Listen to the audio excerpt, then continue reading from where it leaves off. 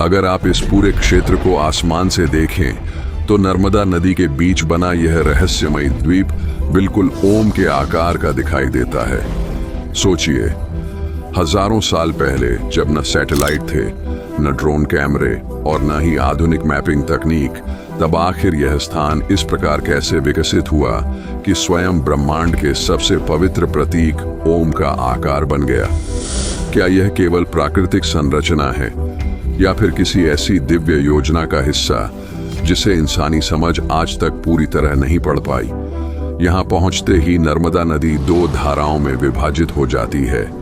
एक मुख्य धारा नर्मदा कहलाती है और दूसरी जलधारा को स्थानीय लोग कावेरी कहते हैं। यही दोनों धाराएं मिलकर इस पूरे पर्वत को चारों तरफ से घेरती हैं और एक अद्भुत दिव्य द्वीप का निर्माण करती हैं, जिसे मानधाता या शिवपुरी द्वीप कहा जाता है। और इसी पवित्र द्वीप पर विराजमान है भगवान शिव का ओंकारेश्वर ज्योतिर्लिंग। 12 ज्योतिर्लिंगों में से एक ऐसा धाम जिसे लोग केवल मंदिर नहीं बल्कि जीवित आध्यात्मिक ऊर्जा का केंद्र मानते हैं। स्कंद पुराण में वर्णन मिलता है कि धन के देवता कुबेर ने भी इसी स्थान पर कठोर तपस्या की थी। मान्यता है कि भगवान शिव ने अपनी जटाओं से एक दिव्य जलधारा प्रकट की थी, जो आज कावेरी के रूप में इस क्षेत्र को घेरे हुए है। वहीं शिव पुराण में वर्णित एक दूसरी कथा इस स्थान को और भी रहस्यमय बना देती है। कहा जाता है कि जब देवर्षि नारद ने विंध्याचल पर्वत को यह कहकर ताना मारा कि सुमेरु पर्वत उससे अधिक महान और देवताओं को प्रिय है, तब विंध्याचल के भीतर ईर्ष्या और क्रोध उत्पन्न हुआ। इसके बाद उसने इसी स्थान पर मिट्टी और रेत से एक शिवलिंग बनाकर भगवान शिव की कठोर तपस्या शुरू की। महीनों तक चली उस तपस्या से प्रसन्न होकर भगवान शिव यहाँ ज्योतिर्लिंग के रूप में प्रकट हुए। लेकिन सबसे रहस्यमयी बात यह कही जाती है कि उसी क्षण वह दिव्य ऊर्जा दो भागों में विभाजित हो गई। एक भाग बना ओंकारेश्वर और दूसरा ममलेश्वर। कुछ लोग इसे केवल पौराणिक कथा मानते हैं, जबकि कई श्रद्धालु इसे उस दिव्य ऊर्जा का प्रमाण मानते हैं जो आज भी इस स्थान में अनुभव की जाती है। लेकिन दोस्तों, ओंकारेश्वर का रहस्य केवल उसकी कथाओं तक सीमित नहीं है। इसकी वास्तुकला भी उतनी ही हैरान कर देने वाली है। मंदिर की वर्तमान संरचना मध्यकालीन काल में विकसित मानी जाती है और इसकी बनावट आज भी इंजीनियरिंग के दृष्टिकोण से अद्भुत मानी जाती है। यह मंदिर 5 मंजिलों में विभाजित है और हर मंजिल पर अलग अलग देवालय स्थापित हैं।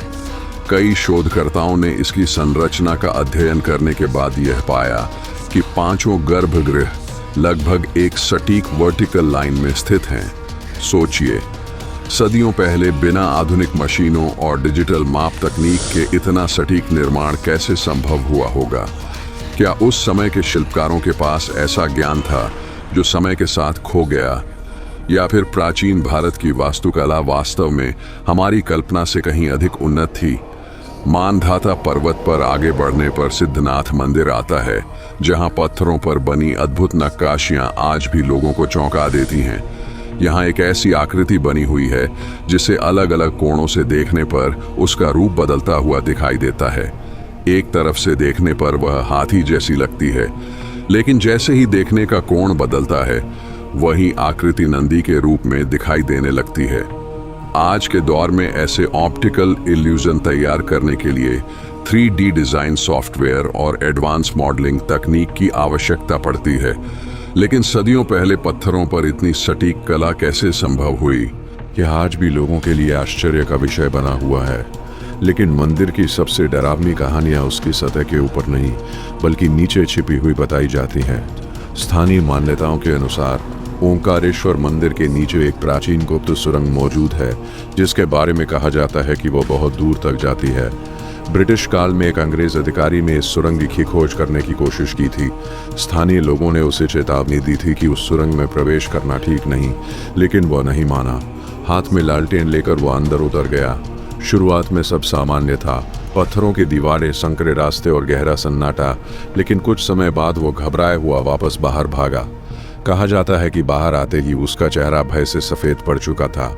हालांकि इस घटना का कोई आधिकारिक प्रमाण मौजूद नहीं है, लेकिन स्थानीय लोगों के बीच ये कहानी आज भी उतनी ही प्रचलित है। कुछ लोगों का मानना है कि उसने वहां रहस्यमयी आकृतियां देखी, जबकि कुछ इसे केवल लोक कथा मानते हैं। शायद यही कारण है कि ओंकारेश्वर में आस्था और रहस्य हमेशा साथ साथ चलते दिखाई देते हैं। लेकिन दोस्तों, इस स्थान का सबसे विचित्र अध्याय रात के बाद शुरू होता है। मान्यता है कि शयन आरती के बाद भगवान शिव और माता पार्वती यहाँ चौसर खेलने आते हैं, इसलिए आज भी रात में गर्भगृह में चौसर के पास से सजा कर रखे जाते हैं। अगली सुबह उनके बदले हुए स्वरूप को देखकर श्रद्धालु इसे महादेव की उपस्थिति का संकेत मानते हैं। वैज्ञानिक दृष्टिकोण से इसका कोई स्पष्ट प्रमाण नहीं है, लेकिन सदियों से चली आ रही ये परंपरा आज भी लोगों की आस्था को और गहरा बना देती है। साल 2008 में नर्मदा नदी में आई भयंकर बाढ़ ने पूरे क्षेत्र को प्रभावित कर दिया था। घाट, सड़कें और आसपास के कई हिस्से पानी में डूब गए थे। स्थानीय लोगों का दावा है कि उस समय भी मंदिर के गर्भगृह को विशेष क्षति नहीं पहुंची। वहीं 1984 के सूखे के दौरान ये भी कहा जाता है कि मंदिर की कुछ दीवारों से जल रिसता हुआ दिखाई दिया था, जिससे भक्तों ने शिव का आशीर्वाद माना। हालांकि विशेषज्ञ इसे प्राकृतिक जल स्रोतों से जोड़कर देखते हैं, लेकिन श्रद्धालुओं के लिए ये घटनाएं आज भी चमत्कार से कम नहीं है। ओंकारेश्वर का एक और रहस्यमयी पक्ष उस स्थान से जुड़ा है जिसे भैरव छलांग कहा जाता है। पुराने समय में कुछ साधु और तांत्रिक यहाँ मोक्ष प्राप्ति की मान्यता के कारण ऊंची चट्टानों से छलांग लगाते थे। इतिहासकार इसे उस समय के धार्मिक मान्यताओं और तांत्रिक परंपराओं से जोड़कर देखते हैं। आज वहाँ ऐसा कुछ नहीं होता, लेकिन स्थानीय लोगों का कहना है कि उस क्षेत्र में आज भी एक अजीब सा सन्नाटा महसूस होता है। कहा जाता है कि महारानी अहिल्याबाई होलकर भी कई बार गुप्त रूप से ओंकारेश्वर आया करती थी। इतिहास में उनका नाम मंदिरों के पुनर्निर्माण और धार्मिक स्थलों के संरक्षण के लिए जाना जाता है, लेकिन स्थानीय कथाओं में यह भी कहा जाता है कि उन्होंने यहाँ कई साधु संतों और तांत्रिकों से मुलाकात की थी। हालांकि इसके ऐतिहासिक प्रमाण बहुत स्पष्ट नहीं है, लेकिन इन कथाओं ने ओंकारेश्वर के रहस्य को और भी गहरा बना दिया है। आज भी ओंकारेश्वर केवल एक मंदिर नहीं, बल्कि आस्था, इतिहास, रहस्य और अनुभूति का ऐसा संगम माना जाता है, जहां आने वाला हर व्यक्ति अपने साथ कोई न कोई प्रश्न लेकर आता है, लेकिन लौटते समय उसके पास उत्तर कम और अनुभव ज्यादा होते हैं। शायद यही ओंकारेश्वर का सबसे बड़ा रहस्य है। यहाँ हर सवाल का जवाब तर्क से नहीं, बल्कि विश्वास और अनुभूति से मिलता है।